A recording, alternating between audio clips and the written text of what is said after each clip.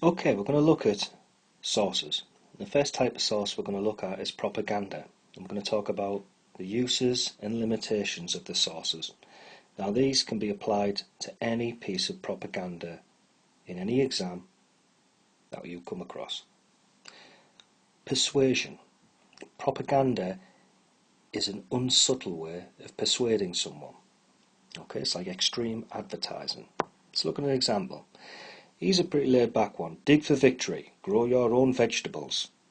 So, what message? What's the nature of this source? Well, this was made by the government.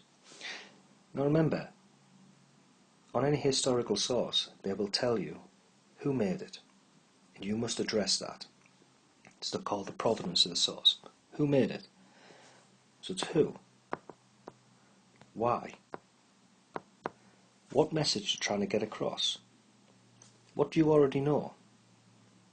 So in this case, although we've never studied this topic, people needed to grow their own vegetables because there was a food shortage in Britain because of the blockade by the Germans.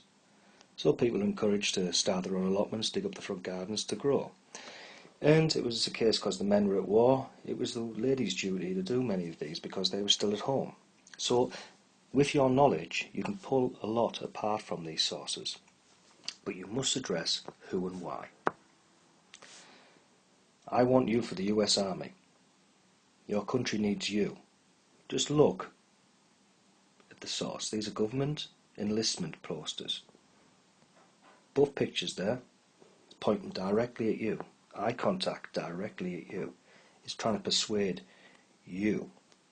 Look how those words are superimposed and enlarged or highlighted on these posters. It's talking directly to you. Why are they doing this? Because they're trying to make people join the army. Not groups of people, one at a time, individually. It's not up to your mate. You need to go. Be your own man, etc. So it's playing on an emotional level. Loose lips might sink ships. Now this one is a little bit more confusing, but it means that by talking too much you might be talking to a German spy and that could give away a piece of information and sink ships. A little bit more exaggerated, but again, it shows you what the government were thinking at the time. So who made it? Why? Well, the government did because they were scared of people talking to strangers about military secrets they may be aware of. Who made this?